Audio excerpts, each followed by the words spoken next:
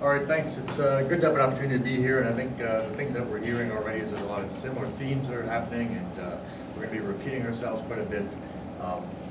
I was up till 2:30 last night putting several proposals together because the deadline was today. So I'm not very well prepared, but what I found is I think probably everyone's going through the same process. When you start thinking about what the question is, you're thinking about what the answers are, but before we get there, you need to think about what the problems are. So I'm afraid there's a little bit of a whinging aspect to this where we evaluate what the problems are before going forward, but I do have some comments, positive comments as we go forward. First thing though I want to say, it's not the stuff on the slide, is that, is there really a problem? You talk to people who are outside of this industry and you ask them about what the problems are in mineral exploration, they won't have a clue, and they don't, and because there's no evidence, right? Society has as much metals as it needs now, and every time there's excess demand, we always manage to meet that demand.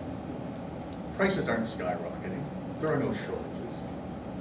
Anything that happens that says it's a shortage is essentially manufactured.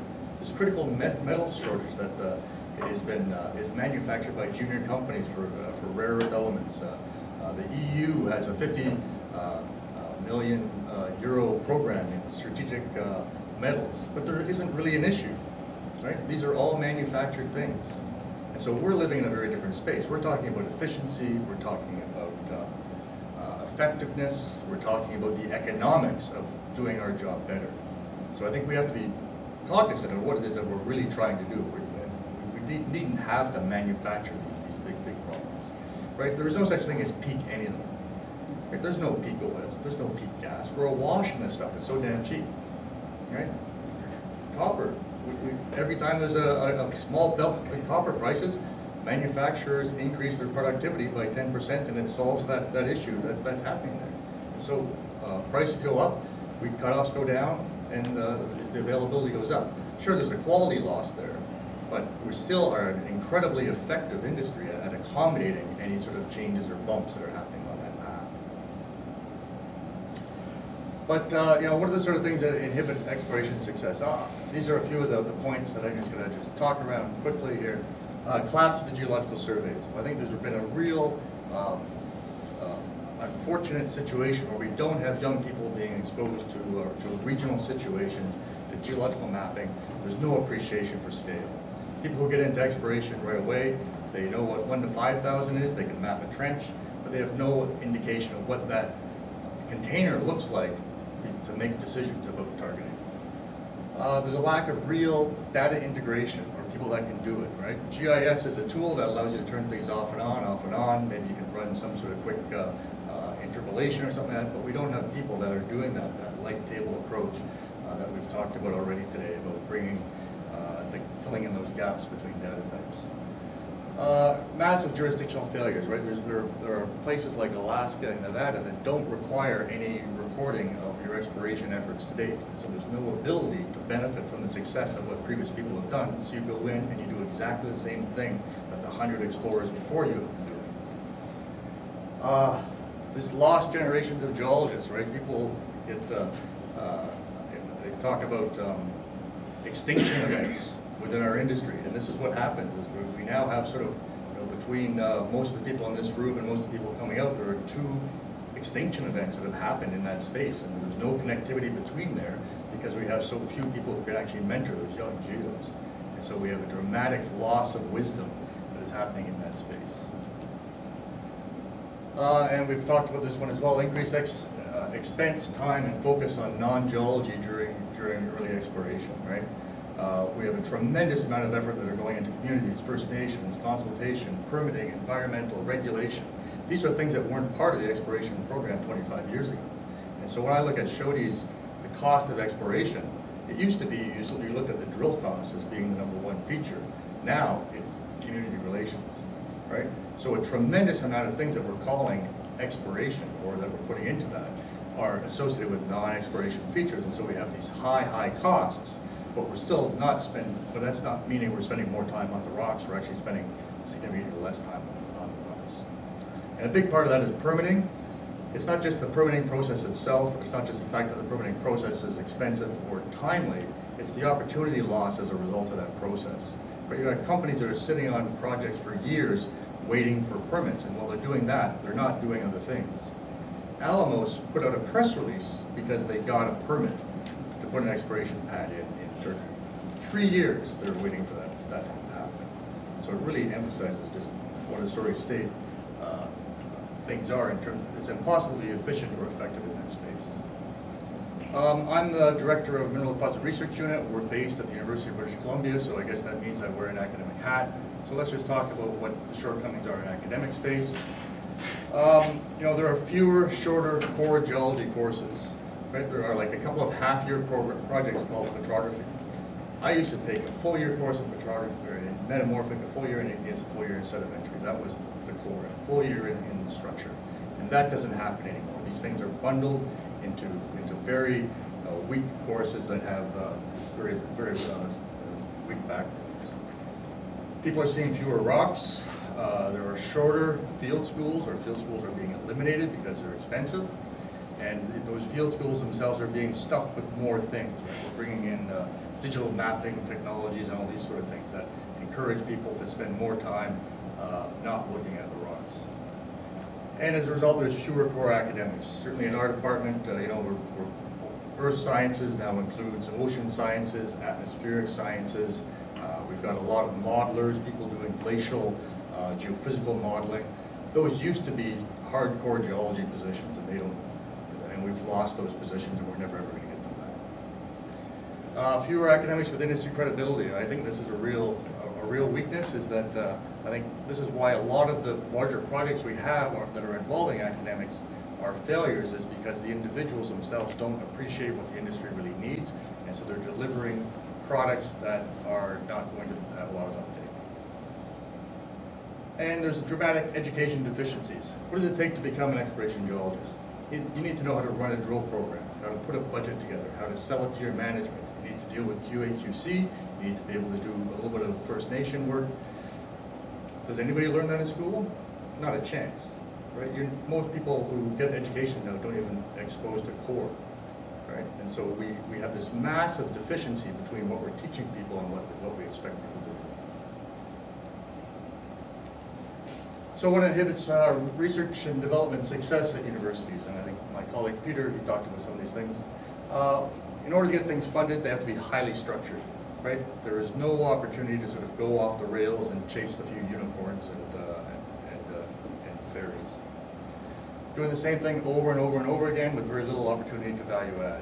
If you're doing the same thing over and over again, there should be the opportunity to stop, take a deep breath, put it all together, and come up with what all of the cumulative benefits of all those things should be. But those opportunities are very, very rare. What we're doing is we're encouraged to generate short-term projects that have short-term deliverables, and those deliverables tend to be very, very fluffy, right? There's not a lot of substance in them, but the funding agency requires that we have these quarterly reports, and it's the same sort of thing that Dan talked about in terms of spending a lot of time putting reports together and less time extracting the value. In order to get projects funded, you have to aim for success, right? So you're only going to propose something that you know is going to work, right? We're not setting ourselves up to accept risk. We need to accept failure.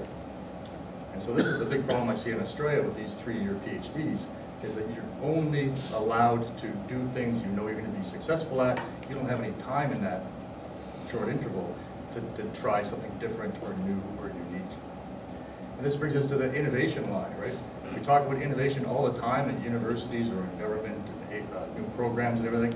There's no innovation. We're setting these things up so that we are positive that there's a success. And so we have boxes and we have limitations, we have time frames, we have expectations in innovation space. So there actually nothing is innovated. There might be some technology development, but there is really nothing that sort of gets us outside those boxes, because the boxes are generally defined by the program.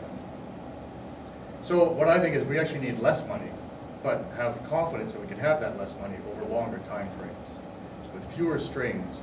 And this is actually one of the benefits of a research chair situation. It's been mentioned that this sort of gives companies the opportunity to devolve themselves of the internal research, but it also lets the university it also devolves the university from having to accept the responsibility for maintaining that discipline. So I think if companies are contributing to research chairs, they should only do so in environments where the university is actually willing to make a commitment within their program. So that's an additive thing and not just replacing. So, you know, I think ultimately what it comes down to is people, right? We need good people who are well-trained, a little bit of stimulus in there, perhaps a case of beer, and get the curiosity and the creative people together. And so innovation actually, it happens in the back room, not in the boardroom. So what's this? Watch out. Right. This is our savior, we've been told. This is big data, right? Big data, lots of data, more data. So there's three pieces of pie there. What's the blue one? Crap. Right? That's the shit data.